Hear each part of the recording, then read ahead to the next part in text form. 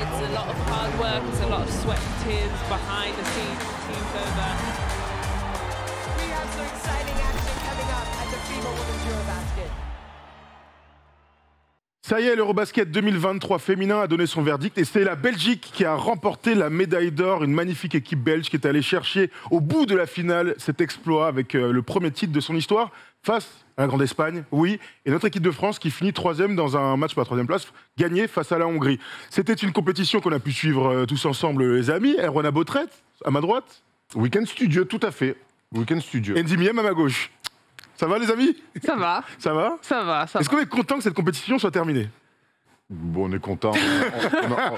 On va pouvoir faire le tour. On a vu une drôle de compétition avec un niveau global, et là on cible même pas la France évidemment, avec un niveau global très très faible. Je pense que le timing, le format de cette compétition n'a pas rendu service au basket féminin. Et les salles vides, tout ça, je pense qu'il faudra tirer des enseignements extra basket pour pouvoir rendre quand même ces événements-là. Les filles méritent mieux en termes d'organisation, en termes de médiatisation et en termes de salles remplies. Il faut se débrouiller. À des gens dont c'est le métier. Il faut réussir à faire. C'est leur métier la FIBA. Voilà, il faut réussir à faire en sorte que ça soit une plus grande fête du basket que ce que ça n'a été. On rappelle qu'en 2025, pour l'instant, il n'y a pas d'autre. Jean-Pierre Suta, le président de la Fédé, l'a annoncé et ça nous a fait un peu peur. Andy, un mot global sur la compétition. Erwan a raison de dire qu'on est très déçu par le niveau sur le terrain, dans les tribunes aussi. Ouais, clairement. C'est vrai que le niveau général était pas forcément... voilà, on se posait la question de est-ce que l'Euro est toujours la compétition la plus relevée. Là, en tout cas, pour cette année, je pense que non. Je pense qu'on peut y répondre, on peut dire que non. Et puis, ouais, je pense que c'était pas terrible. J'aurais aimé voir des salles un peu plus remplies, peut-être des salles plus petites, mais plus remplies, pour que ce soit une réelle fête. Là, c'était un petit peu triste et je pense que c'est un peu à déplorer. Tu as pu parler un peu avec les filles? Alors, la compétition? Ouais, un petit peu, mais je pense je vais les laisser redescendre et puis on fera un débrief plus tard. Écoute, on va faire le bilan, nous, avec nos yeux extérieurs à cette compétition et tu reviendras pour nous dire ce qu'il s'est réellement passé. On attend parce qu'on veut écrire un livre avec Andy et on a plein d'idées pour raconter ce qui se passe dans la vie du groupe de l'équipe de France.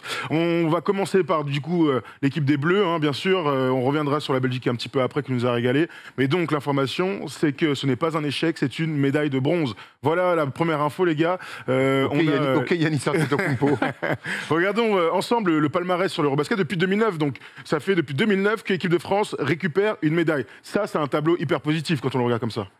Clairement. Voilà, je pense que ça montre encore une fois que l'équipe de France est capable d'aligner toujours à chaque Euro une équipe qui est très compétitive et une équipe qui est toujours sur le podium. Donc, faut se satisfaire de ça. Faut se dire que le travail qui est fait est plutôt bon. Maintenant, voilà, il faut trouver ce petit truc qui nous manque pour arriver à cette première place. Il y a le résultat brut et puis il y a le contenu aussi. Voilà, mais il y a toujours plusieurs lectures. Les chiffres, on leur fait dire un peu ce qu'on veut et quand on sait raconter des histoires, on peut toujours retomber sur ses pattes. Oui, la constance, très bien. Maintenant, moi, ce que je vois, c'est qu'il y a un titre en 2009 et que depuis, on veut gagner depuis 2009, on veut gagner ce titre-là et qu'on n'y arrive pas. La réalité, elle est là. Est-ce qu'on doit s'en contenter? Tu disais, Andy, non, je ne pense pas qu'on doit s'en contenter. Je pense qu'on doit essayer de trouver les raisons du pourquoi, essayer d'aller plus loin. On sait que la dernière marche, c'est souvent la plus dure, et ça fait maintenant plus de 10 piges, voire presque 15, qu'on n'y arrive pas. Donc, il y a aussi un constat d'échec à avoir. La constance, ok, mais au final, je préfère ne pas avoir de médaille sur 1 ou 2 euros, mais y avoir 1 ou 2 titres de champion d'Europe en plus. Voilà, donc... c'est toujours pareil. Maintenant, après, on raconte les salades qu'on a envie de se raconter. Est-ce qu'on est trop dur en disant qu'on mérite mieux? Est-ce qu'on n'est pas assez dur en disant qu'il y a de la constante? Il y a certainement un juste milieu à trouver. Le fait est que cette médaille de bronze-là, en tout cas, moi, elle me laisse un goût particulièrement amer. Tu veux répondre à ça, Andy? Après, moi, c'est vrai que je relève le fait qu'il y a une constance. Maintenant, ça ne veut pas dire que je me satisfais de cette médaille de bronze. Et bon, après, se satisfaire quand on est dans son canapé, c'est aussi facile. Mais non, je pense que de toute façon, les objectifs qui avaient été énoncés, c'était d'aller chercher la médaille d'or et de mettre en place un travail pour aller chercher cette médaille d'or. Force est de constater que ça n'a pas été fait et qu'il faut continuer à travailler pour justement aller trouver et chercher cette médaille d'or. Ok, regardons ensemble le parcours de l'équipe de France sur la phase à élimination directe. On a suivi ensemble la phase de groupe, on va pas revenir dessus. On gagne contre le Monténégro très largement. D'ailleurs, les quarts de finale étaient tous, à part le match de la Hongrie, étaient avec des écarts phénoménaux. On perd contre la Belgique, on va en reparler dans un instant. Et on gagne le match de la 3e place. C'était important d'aller la chercher celle-ci. Hein. Sinon, le constat, le bilan a été encore plus difficile à faire. Ouais, non, clairement. Moi, Clairement, je pense qu'elle sauve leur été. Hein. Ah bah oui, clairement. Clairement. Et l'été va être compliqué quand même, il va y avoir des discussions, parce qu'on va revenir sur la forme quand même de cette médaille de bronze, le fond notamment, et les déclats notamment de Sandrine. Mais là, tu fais pas une médaille, tu te sauves un peu l'été, je te le dis. Hein. Se sauve l'été dans un bon dernier match, on peut le dire, contre la Hongrie qui était parmi tes surprises annoncées. Elles ont performé, les Hongroises. Bon, on s'est imposé parce qu'on était meilleurs, parce qu'on avait plus de profondeur, toutes les qualités qu'on a pu citer ensemble. Ouais, c'est sûr qu'on a imposé notre fraîcheur. On était sûrement plus fraîche que cette équipe de Hongrie. Notre qualité de jeu aussi, parce que je pense qu'il y a quand même... On est au-dessus de cette équipe de Hongrie, on l'a prouvé. Moi, je tiens à les féliciter, les filles, parce que c'est pas simple, un match pour la 3e place, quand on perd contre la Belgique, qu'il faut se relever le lendemain et se dire, bon... Ok, l'objectif qu'on s'était fixé d'aller chercher la médaille d'or, pourquoi on est venu à cet Euro nous passe sous le nez, mais il faut quand même continuer à se battre, il faut quand même relever la tête et aller chercher cette petite médaille de consolation pour se dire qu'on a fait le travail jusqu'au bout. Et c'est jamais simple et elles l'ont fait. Sandrine n'avait pas envie de jouer ce jour-là. Hein. Là, le dimanche, on sentait que, alors au-delà des stats, on sentait que pour les joueuses d'expérience comme toi, Andy, d'aller jouer le dimanche après un combat incroyable le samedi, ça doit être très difficile en termes de motivation. Hein. Ouais, c'est toujours... Moi, je ne l'ai pas vécu. Hein. Si, je l'ai vécu en UNSS cadet, donc... Ça compte, Erwan. Parle de ton vécu un petit peu avec le maillot bleu. Donc, on va pas faire offense à ces gens-là qui sont au plus haut niveau. Mais on sait on le sait maintenant depuis qu'on suit le basket à tous les niveaux, que c'est jamais simple de se remotiver pour une médaille de bronze, parce qu'il y a la déception d'un titre qui déjà te passe sous le nez. Maintenant, voilà, elles l'ont fait. Pour moi, il fallait le faire, c'était le minimum. Et elles ont assuré les minima. Voilà, c'est important des fois dans le basket de haut niveau aussi, de dire ok, on est déçu, par contre on repart pas bredouille. Ça, c'est important. Je te pose une question. Pendant que je viens d'avoir un push, Rudy Gobert sera à la Coupe du Monde. Je viens de l'avoir, je vous le dis comme ça en direct. Hein. Il avait mis une story ce matin avec le trophée de la Coupe du Monde et tout. On peut revenir sur le basket féminin ? Non, mais j'ai vu, là, on est en direct. On n'est pas du tout en direct, mais je vous le dis quand même, pour l'auditeur, lui ne viendra pas. Je te pose la question parce qu'on en parlait avec Evan la dernière fois. Finir sur une défaite en finale, c'est plus difficile à avaler qu'une victoire pour le bronze. Tu finis sur une bonne note. Est-ce que toi, dans ton long parcours, tu as la même sensation ? Alors, j'ai envie de dire oui et non. Après, ça dépend aussi de la compète. Tu finis sur une victoire, sur un bronze au JO. Franchement, à Tokyo, on avait la banane, on était super contente, même si on avait perdu avant et qu'on était très triste. Mais tu repars quand même avec une médaille des Jeux Olympiques. Donc, je pense que c'est un peu plus facile à digérer. Maintenant, sur l'Euro, quand en plus tu visais l'or et que je pense que les filles sont quand même déçues, sont quand même bien déçues. Après, je peux pas parler à leur place, mais je comprends totalement ce que Sandrine a pu dire quand elle disait qu'elle avait pas envie de jouer ce match-là, parce que tu donnes tellement. Que la compétition est longue, que tu as tout mis sur le terrain pour aller chercher l'or, qu'après, oui, tu as gagné, mais c'est pas ce que tu voulais. Ça ne suffit pas. Ouais. Alors, parlons de la demi-finale, parce que c'est quand même le match qui nous intéresse le plus. Hein. Après le match contre le Monténégro, on sentait une petite montée en puissance, hein, honnêtement, de cette équipe qui enfin avait l'air de se trouver un petit peu. J'ai entendu des choses avant le match en disant ça y est, je t'assure, Erwan ne me regarde pas comme ça. J'ai entendu des gens qui ont dit ça y est, l'équipe de France est à peu près trouvée. Je fais ouais, d'accord, vous êtes chaud, mais admettons, au moins elles ont gagné de 40 points un quart de finale de l'Euro, c'est important. Qu'est-ce qui nous a manqué contre cette équipe de Belgique, Andy? Une première mi-temps déjà. Il n'y en a que deux, hein, c'est dommage. Mais une première mi-temps défensive notamment. On sait que justement on avait mis la défense comme au centre de notre identité. Et pas le fond de jeu, t'es sûr? Pardon. C'était vraiment... non, c'est censé représenter notre identité, mais depuis pas mal d'années. Et là, c'est vrai qu'on a un peu failli, surtout contre une équipe comme la Belgique qui déroule depuis le début de l'Euro. On ne peut pas leur laisser marquer. Elles ont marqué combien de points? Presque 40 points en première mi-temps. C'est trop. On les met trop sur les bons rails et après, c'est compliqué. Faut essayer de revenir. Et même si elles ont fait une deuxième mi-temps qui était meilleure, mais c'est sûr que commencer comme ça, c'est dur. On a vu les stats là passer, on s'est fait totalement dominer au rebond, notamment pas d'adresse 5 sur 20 à 3 points. Erwan, qu'est-ce qui nous a manqué? Même question. Après, on déroulera un peu plus dans ce qu'on a vu, mais il y avait vraiment un écart si énorme que ça? Moi, j'ai trouvé qu'il y avait un écart énorme. Alors après, on sait que le banc français était bien meilleur que le banc belge. Maintenant, Céline Dumer dit qu'on meurt à une possession. Ouais, on peut, si. Bon, on peut aussi dire que si les Belges, elles ont un banc, allez, un petit peu niveau LF2, eh ben, on en prend 20. Donc voilà, moi, c'est la lecture que j'ai. On rentre dans ce match-là, on connaît les forces des Belges, on connaît leurs limites, on sait qu'il faut leur rentrer dedans, on sait qu'il faut provoquer des fautes. Moi, quand je vois les Espagnols hier, là, défensivement, ce qu'elles font sur Emma Messman, qui fait malgré tout un gros match, mais comme elle lui rentre dedans, comme elle la pousse à faire des choses pour lui faire perdre des ballons, nous, on n'a pas fait ça. Hein. Emma Messman, elle est rentrée dans sa demi-finale. Elle est rentrée dans le début de match d'Emma Messman, c'est une frisette pour elle. Le début de match, c'est pour ça que mais bon, on est en demi-finale. Ouais, mais si tu fais la première mi-temps telle que la deuxième mi-temps, je pense que le match. Moi, si Claude Bergeau me prend espoir à truc, peut-être que je peux jouer en Pro B. Voilà, mais des si, on peut en faire des tonnes des si. Moi, je te dire qu'il y a un match dans cet Euro-là, il y a un match qui compte. Les poules, ça a été poussif. Le quart de finale. J'ai l'impression qu'il y avait ma daronne qui joue en face. Bravo Doumé d'ailleurs. Bravo à maman. Qui a une meilleure carrière que moi du coup. Il y a un match à faire, c'est le gros match, c'est face à la Belgique. Tu peux les perdre. Une demi-finale, tu as le droit de la perdre.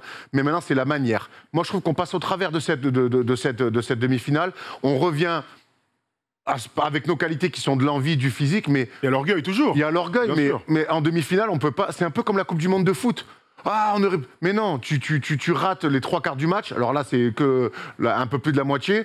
Et on essaie après de se trouver des excuses. On meurt qu'à une possession. Non, on meurt pas qu'à une possession en fait. Parce que déjà, les 2 dernières possessions qu'on a avec Marine, on ne tire même pas. On tire même pas sur les 2 dernières possessions primordiales. Et Marine, j'ai même pas envie de tomber sur elle. Elle joue un pick and roll. Il se passe rien derrière. Et après, elle va faire un drive. Il se passe rien derrière non plus. Donc c'est ça aussi, c'est que oui, on se donne à l'envie, à l'orgueil, on revient, mais finalement, quand les 2 possessions arrivent à la fin, on donne plus la balle à Sandrine Gruda, qui nous tient de manière extraordinaire, et Alexa Chartereau qui met des pantons, qui a un gros coup de chien en deuxième mi-temps, et sur le banc. Donc je comprends pas. Donc oui, on peut essayer de nous expliquer que ça tient une possession. J'ai pas cette lecture-là, moi. Je pense qu'on fait pas le match qu'on aurait dû faire et que quand dans un match de très haut niveau, et t'es bien mieux placé que moi pour le savoir, quand tu rates 20 minutes sur 40, tu peux pas prétendre si on avait, non. T'étais pas prête à aller au-dessus. Et quand je vois la qualité de la finale derrière, c'était pas pour nous cette année. Qu'est-ce que t'en dis? Moi, tu sais, souvent dans le sport de très haut niveau, j'aime bien regarder les entames de match. Et je trouve qu'une entame de match veut dire beaucoup sur la préparation mentale que le coach va proposer à l'équipe. Bien sûr que c'est les joueuses qui jouent et on n'enlèvera jamais ça, mais un coach qui arrive à te préparer pour le gros match dont parlait Erwan, c'est aussi là que tu vas faire la différence sur un tournoi. Et que, on ne dit pas que le tournoi est raté parce que tu vas chercher cette médaille de bronze. Il n'empêche que cette demi-finale, elle est complètement ratée. Qu'est-ce que tu en penses, toi, par rapport à ça et le début de match et la préparation mentale d'une équipe? Puis c'est pas 3 minutes que tu rates, c'est pas 10 minutes que tu rates 20 minutes. T'es à, moins 14, on regarde le match, on fait waouh. Mais en fait, il se passe rien. Il se passe rien. Tiens, regarde, on te remet les quelques dernières possessions, là, avec Marine notamment, ce sera sûrement les paniers ratés, c'est dans le comeback de l'équipe de France. Là, très honnêtement, j'étais en slibard et je pensais qu'on allait gagner, hein, comme toujours, quand il y a une équipe qui revient à fond. Oui, on a les droits, donc on en profite à mort de cette fin de match face aux Belges qui était passionnante, hein, franchement. Franchement, il y a beaucoup de frustration aussi, même s'il y a les 20 points d'écart, on y a cru, Erwan. Donc, moi, j'ai la sensation que c'est normal de dire que t'es qu'à une seule possession quand t'es en charge, quand t'as le staff. On y croit sur l'émotion parce que t'es en live devant ta télé. Maintenant, on connaît un peu le basket quand même, hein, pas autant que nos amis qui coachent et du staff et de ces professionnels-là. Maintenant, j'ai quand même l'impression que sur les pick and roll de Julie Allemand, on a du mal, on a beaucoup de mal à s'adapter défensivement. On se fait trouer par des paniers à 3 points à l'opposé. On vient faire des step-out qui finalement ne sont pas payants. Et on doit prendre 1, 2, 3, 4 paniers à 3 points pour dire « Ouh, peut-être qu'on va s'adapter. Peut-être qu'il faut s'adapter. » Voilà, j'ai trouvé que dans l'agressivité d'une demi-finale de l'Euro, on n'y était pas, et que tactiquement, dans les adaptations qu'on a dû amener face à une équipe talentueuse et qui lit parfaitement le jeu avec et sans ballon, ben, on n'y était pas non plus. Tiens, on regarde la dernière possession dont tu parlais, la Marine Fotoux qui va jouer ce pick and roll et qui va aller trop loin dans son dribble. Bon, c'était frustrant et disons que c'était bien défendu, mal attaqué aussi. Cette dernière action, il y avait beaucoup de fatigue, etc. Mais... Et surtout, on arrive dans ce money time là où en fait, qui sont les cadres ? Qui sont les cadres ? Quelle est la forme de jeu référence où on est tous en confiance, on sait tous qu'on va jouer et on sait où on peut mettre la balle. Pour le coup, et si on peut pas la mettre. Dans le comeback, elles ont joué beaucoup de pick and roll. Hein. Marine a joué pas mal de pick and roll, elle a eu des N1 là-dessus. Mais c'est ça notre système référence. En tout cas, elles vont là-dessus direct, tu vois. Tout le monde. Après, c'est un mauvais choix d'une joueuse, ça fait partie du jeu. Je pense que Marine, on lui redonnerait la balle 1000 fois si, dans une situation pareille, dans les années à venir, si ça se représente. Donc voilà. Bon, avançons du coup ensemble dans ce débrief d'Eurobasket. Tout le monde est très frustré. Bien sûr, il y en a une qui est passée au micro de Marie Patrux à la fin du tournoi, après la médaille de bronze. Elle était déjà passée à la demi-finale, je pense que tout le monde l'a vu. Mais on va se regarder quand même l'interview de Sandrine Gruda à la fin du tournoi. Mais déjà, je pense qu'on va engranger de l'expérience là, nous toutes. Parce que c'était aussi une première pour beaucoup de filles à jouer une demi-finale en jeu comme ça face à un gros morceau. Donc je pense que déjà avec le temps, on va gagner en expérience. Et puis après, derrière, c'est gagner aussi en tactique, j'ai envie de te dire. Tu peux me le dire si tu veux. Voilà. Est-ce que justement, je te pose la question, le message passe bien entre vous, entre les joueuses et le sélectionneur, ou il y a des moments où justement c'est plus compliqué? Le message, quel message? Je sais pas, là, par exemple en défense, sur les ajustements qui sont faits, on a le sentiment par moment que l'équipe n'est pas totalement prête sur ces ajustements-là. Peut-être que je pourrais y répondre en off, parce que je veux pas du tout pointer du doigt quiconque, parce que voilà, quand on perd tous ensemble. Mais c'est vrai que je pense que nous tous, à nos niveaux, on peut vraiment faire mieux, sélectionneur y compris. Donc voilà, c'est juste ça que je peux dire.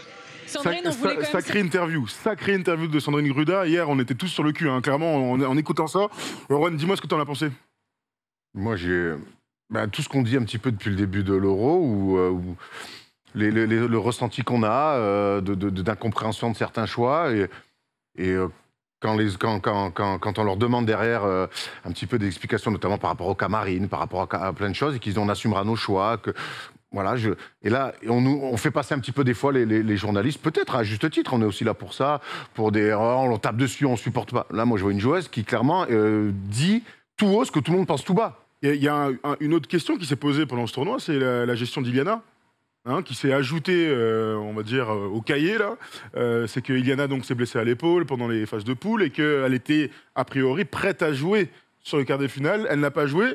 Et en demi-finale, par contre, enfin, en demi-finale, elle n'a pas joué. En finale, pour la 3e place, là, elle a joué. Et elle a l'air de, voilà, comme on peut le voir sur ce move, a priori, elle était à 100%. Là, c'est une frustration en plus qui amène dans les choix de Joël Metoupane, messieurs, dames, non? Eddy, tu veux dire un truc?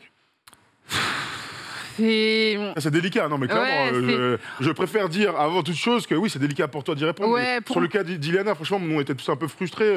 Au partir du moment où elle s'échauffe, qu'elle est en tenue, on se dit qu'elle va jouer, quoi. Maintenant, j'aimerais revenir sur le truc sur la déclat de Sandrine. Je pense que sa déclat, en tout cas, elle était vraiment peut-être ciblée par rapport en fait, au changement défensif qui a été effectué entre la première et la deuxième mi-temps. Tu peux nous expliquer ce qui s'est passé, du coup? On est passé de quoi à quoi? On est passé d'une défense qui était agressive, où on sortait sur les pics, par exemple. Et le problème, c'est qu'après, sur les rotations, on a eu du mal à bien les faire. Et on s'est retrouvé à laisser des filles comme, par exemple, Julie Van Loo seule à 3 points. Donc ce qui est interdit, disons-le. Ça, c'est vrai que c'est compliqué. Surtout au mois de juin, quoi. Donc, il y a aussi Steph Curry, parfois, qu'on peut laisser tout seul à l'opposé. Ça peut marcher. Mais ouais, du coup, je pense qu'on a eu entre autres, voilà, c'est l'image qui me revient là en tête, mais c'est vrai que sur ce genre de situation, on prend quoi. Une Julie Vonloo, tu la laisses seule à 3 points. Frisette, elle est contente. Et du coup, on a fait quoi en deuxième? Et en deuxième mi-temps, on était plutôt sur du switch. On a essayé de switcher et du coup de créer moins de décalage, mais malgré tout d'être quand même agressive sur les pics. Donc voilà, je pense qu'il y a un petit peu de ça. Je pense que c'était une réaction à chaud plus que un truc latent. Moi, je vois pas une réaction à chaud, là. Écoute, de toute façon, on sent qu'il y a beaucoup de frustration après cet Eurobasket qu'on imaginait être victorieux, malheureusement, donc l'équipe de France, enfin malheureusement. Heureusement, l'équipe de France finit sur une bonne note. Oui, qu'est-ce que tu veux dire? On n'a pas parlé d'Iliana, du coup, parce que tu allais sur autre chose. Ouais, Oui, alors vas-y, dis-moi ce que t'en penses, Et toi. d'ailleurs, il n'y a pas 0 fille, Diandra. Tu l'as Il y oublié. a Diandra. oublié. D'accord, il y a Diandra, petit astérisque. Diandra, on sait pourquoi Valériane la prend pour l'ensemble de sa carrière. On sait qu'elle a déjà le genou flingué et qu'elle ne peut pas jouer. On est Je voulais d'accord? quand même qu'on C'est la des cite. faits, c'est des faits, c'est des faits. Je voulais quand même qu'on la On cite. l'embrasse, grande Voilà. joueuse, grande carrière. Rigolade. On sait que Valériane la prend pour le groupe, pour la récompenser de l'ensemble de son œuvre, et parce qu'on sait qu'elle ne peut plus jouer. Voilà. Mais très bien. Voilà. Très bien, Andy, très bien. Donne de bons points et tout pour les émissions, il rigole, lui. Allez, vas-y, alors sur Iliana. Tu devrais te lancer dans les médias. Moi, Iliana, je le dis, je me posais des questions par rapport à la Coupe du Monde déjà derrière sur son utilisation, que ça soit sur le terrain et même en termes en temps de jeu. Alors l'année dernière, l'excuse c'était elle est revenue un peu cramée de sa saison et de la WNBA un peu hors de forme. Okay. Cette année, elle fait toute la prépa, elle sort d'une saison monstrueuse avec Bologne. Premier match, elle prend 17 ou 18 minutes. Le match d'après, elle en prend 12. Après, elle se blesse. Moi, je pense que ça arrange parce qu'ils n'arrivent pas à la faire jouer. Ils n'arrivent pas à la mettre dans des bonnes situations. Quand elle est bonne, comme le match face à la Hongrie, c'est sur du spot-up shooter, mais elle peut faire mieux que ça. Hein. C'est pas... Elle est en bout de chaîne, quoi. Disons que c'est pas autour d'elle que ça se construit. Elle est en bout de chaîne. Moi, je pense qu'on arrive. Et quand je vois l'utilisation de Marine, qui est Fotoux, pour moi, je vais associer les deux, même si elle joue plus Marine et qu'elle a plus la balle. Marine, c'est une joueuse qui a l'instinct, qu'il faut laisser un peu. J'ai l'impression que je la trouve très bridée. Et on lui dit, fais ci, fais ça. Je sens que c'est pas le jeu qu'elle a envie de faire. Et c'est pourtant elle à qui on va filer la gonfle et les rênes de l'équipe.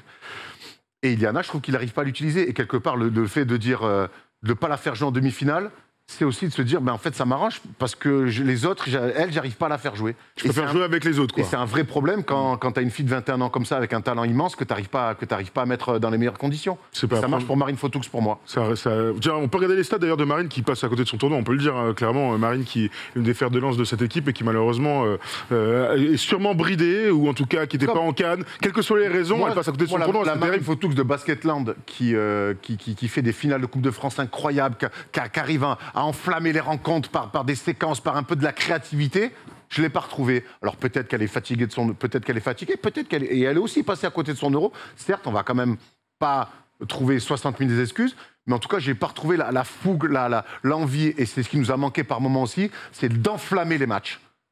Et c'est clairement ce type de choses-là, je me pose la question, pourquoi? Mais écoute, on lui posera la question, nous. Andy, tu lui poseras la question et puis on en discutera. On va quand même dire 2-3 trucs positifs, puisque Sandrine Gruda, on va regarder ses stats, a été très très bonne en quart et en demi-finale, ce qui lui a permis d'intégrer le 5 majeur de la compète. 17 points et 4 rebonds, avec des pourcentages fantastiques et 18 dévals sur les deux matchs importants, donc le quart contre le Monténégro et la demi contre la Belgique. On met complètement de côté le match pour la 3e place, parce que clairement elle n'avait pas envie de jouer. On rappelle, elle a mis 1 point dans le match pour la 3e place, Sandrine. Voilà, on a vu une leader, Erwan l'a dit, c'est elle qu'on va ressortir de cette compète, tout simplement. Oui, clairement. Alors c'est vrai que si on enlève ce tout dernier match, mais elle a été là depuis le début de l'Euro et encore plus sur les matchs qui comptaient. Je pense qu'elle a montré la voie, elle a montré encore une fois pourquoi elle est parmi les meilleures joueuses européennes. Donc ouais, félicitations à elle. Heureusement qu'elle était là pour tirer l'équipe et pour montrer la voie à prendre. Après, on peut sortir des choses positives aussi, c'est que c'était la première compétition de pas mal de jeunes. Je pense notamment à Marie-Paul Fopossi, Laïla Lacan et Janelle Salin. Là, pour le coup, la suite, là, c'est des vraies choses positives. Alors, Marie-Paul Fopossi a eu moins de temps de jeu, mais l'Euro qu'a fait notamment Janelle Salin en tant que titulaire, elle a mis des gros tirs, elle a pris des responsabilités. Moi, je trouve ça très intéressant pour la suite. Et là, Lacan, petit à petit, qui a pris du temps de jeu, chaque fois qu'elle est rentrée, elle a été très juste. Elle montre aussi des belles choses. Ça, c'est du vrai positif. Maintenant, voilà, on revient et c'est bien de mettre les minutes comme ça. La hiérarchie, elle est... Voilà. Après, c'est une volonté aussi, certainement. Ouais. Mais je vois un temps de jeu qui est leader là-dedans? Ouais, c'est très. Disons que côté positif, c'est très équilibré et côté négatif, c'est qu'il n'y a pas trop de hiérarchie. C'est peut-être une volonté. En tout cas, ce qu'on peut dire, c'est que la Belgique, elle gagne avec 4 joueuses majeures. Avec des. Sur qui tout va. Moi, en fait, moi, je ne comprends pas la hiérarchie là-dedans. Voilà. Je comprends pas la hiérarchie. Tu vois une hiérarchie, toi, Andy, là-dedans? Pas vraiment. Après, je pense que c'était une volonté aussi, il me semble, je sais plus, est-ce que j'ai lu ou entendu ça, de Jean-Aimé, de laisser quelque chose de très ouvert. Et c'est en gros, si tu le veux, tu vas le chercher. Et je vais pas imposer une hiérarchie. C'est le groupe qui va créer sa hiérarchie tout seul. Avec tout ce que tu as connu, est-ce que ça marche, ça? Enfin, au-delà de... Je parle vraiment d'un point de vue plus large, hein, pas pour l'équipe de France. Est-ce que dans les clubs que tu as connus, dans les équipes de France que tu as connues, est-ce que ça marche vraiment, ça? J'ai eu peu de fois affaire à ça. Je pense que c'est bien quand même d'avoir une hiérarchie qui est établie, parce que quand il y a des moments chauds, on sait vers qui se tourner. Quand c'est un peu la galère, tout ça, on sait vers qui se tourner, on sait qu'il y a des gens qui sont habitués à faire ça et qu'on va aller chercher et qui vont nous trouver des solutions ou qui vont libérer d'autres personnes. Quand c'est pas établi, du coup, tout le monde, mais personne. Donc, c'est vrai la fin de match contre les Belges, on a envie que Sandrine ait la balle, et elle n'a pas la balle. Mais puisqu'on n'est pas dans une hiérarchie, c'est même pas mal joué, c'est puisque chacun peut. Ou chacun ne peut pas, ou chacun peut, mais peut-être peut pas. Voilà. Alors oui, c'est en fonction du match, quoi. Surtout, moi, je pense que du match diffuser autant de temps de jeu, de minutes comme ça, pour moi, c'est des trucs qui marchent sur des U20, sur des catégories jeunes, où tu fais rentrer les mecs du banc ou les filles du banc, et ça envoie de la sauce. Chez les adultes, c'est trop important d'avoir une hiérarchie pour gérer les fins de match, évidemment. Quand tu gagnes contre le Monténégro de 40 points, oui, tu peux donner à manger à tout le monde. Et des systèmes de référence en fin de match. Et des systèmes de référence en fin de match. Et pas juste un pic central. Ouais. Pas juste un pic central, ça c'est clair. Bon, voilà pour l'équipe de France, encore revoit l'année prochaine, donc à Paris, au JO, bien sûr. On espère qu'Andy, tu seras dans l'équipe, hein, parce que bout merde, quoi. Hein, bon, voilà. Je vous aime bien, mais... merde, que tu seras mieux là-bas, clairement. Hein, bon, on va regarder ensemble le 5 majeur de la compète.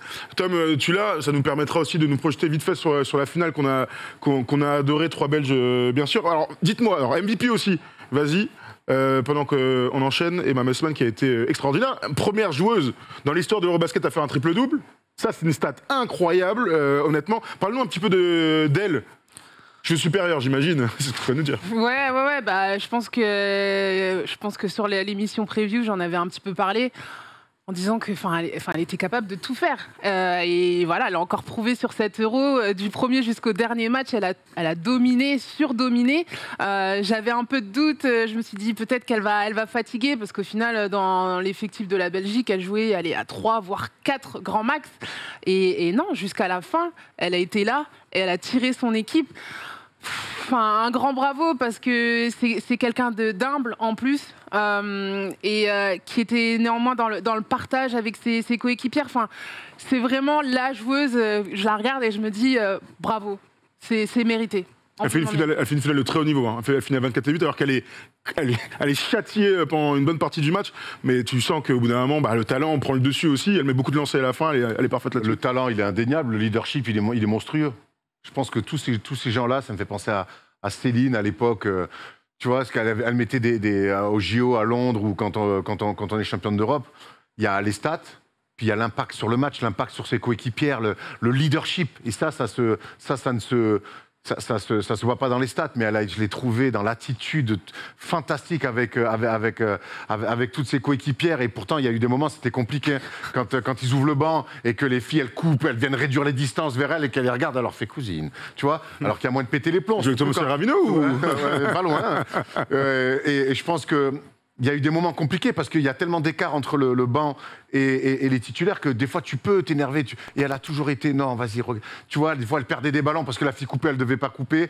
Mais elle a été tout le temps dans l'attitude montrée, et on en parle tout le temps en NBA, elle a emmené tout le monde avec elle, et ça a été magnifique à voir. Parlez-moi un peu de la finale, franchement c'était le meilleur match de la compète. Ouais, fantastique. Ouais. C'était un très belle promo, enfin, voilà, très belle promo du basket féminin, une superbe équipe espagnole, folle. D'ailleurs, ça leur coûte la finale, je pense. Hein. Mais on a vu des joueuses incroyables, de l'adresse, de la vitesse. Et puis, on a vu des pelées défensives. Hein. Ce que fait, j'ai plus le prénom, l'ailière belge, défensivement sur Alba Torrens. Chez les filles, ça.